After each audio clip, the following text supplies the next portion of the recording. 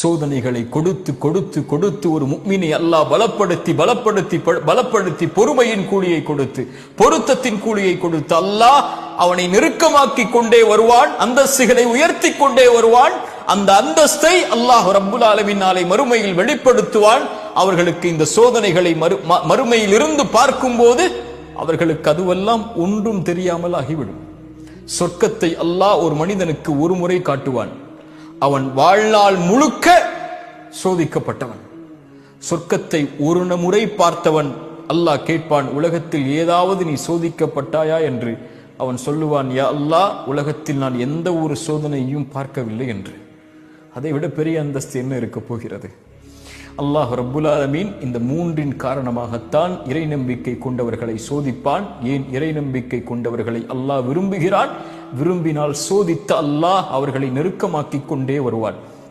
அல்லாஹுடைய தூதர் ஸல்லல்லாஹு அலைஹி வஸல்லம் ஒரு ஹதீஸில் சொன்னார்கள், அல்லாஹ் இறை நம்பிக்கை கொண்டவனுடைய எந்த ஒரு நன்மையையும் அல்லாஹ் வீணாக்குவதில்லை, அல்லாஹ் குறைப்பதில்லை. அவனுக்கு இந்த உலகிலும் நலவை அல்லாஹ் கொடுத்து விடுவான், மறுமையிலும் அல்லாஹ் கூலியை கொடுத்து விடுவான். அல்லாஹு அக்பர். உலகத்திலும் அவனுக்கு நலவு கண்டிப்பாக நிச்சயமாக அல்லாஹ் கொடுப்பான். அந்த நன்மைக்கு பகரமாக தீமையை மட்டும் அல்லாஹ் கொடுப்பதில்லை. அதுபோல் அல்லாஹ் மறுமையில் கூலியையும் கொடுத்து விடுவான். ஆனால் இறை மறுப்பாளராக வாழக்கூடிய காஃபிருக்கு அல்லாஹ் உணவளிக்கிறான், தண்ணீர் கொடுக்கிறான். அவர்கள் மாறு செய்தாலும் என்றால் அவர்களும் இந்த உலகத்திலே நலவு செய்கிறார்கள், அதனுடைய கூலியை அல்லாஹ் கொடுத்து முடித்து விடுவான். மறுமையில் அவர்களுக்கு கொடுப்பதற்கு கூலி இருக்காது. ஆனால் ஒரு முஃமினுக்கு மறுமையில் கூலி கொடுப்பதற்கு ஒரு வார்த்தை போதும், லா இலாஹ இல்லல்லாஹ்.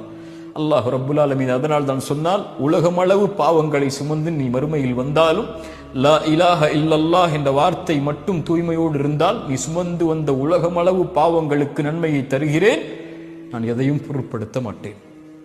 ஒரு முஃமினுடைய கண்ணியம் அல்லாஹ்விடத்திலே அவ்வளவு மேலானது. லா இலாஹ இல்லல்லாஹ்வின் வார்த்தையின் கண்ணியம் அல்லாஹ்விடத்திலே அவ்வளவு உயர்ந்தது. அதனால் தான் அல்லாஹுடைய தூதர் ஸல்லல்லாஹு அலைஹி வஸல்லம் அவர்கள் சொன்னார்கள், யாரை அல்லாஹ் நேசிக்கிறானோ அவர்களை அல்லாஹ் சோதிப்பான், அல்லாஹ் சோதிப்பான். பொருந்திக் கொள்பவர்களை அல்லாஹ் பொருந்திக் கொள்வான்.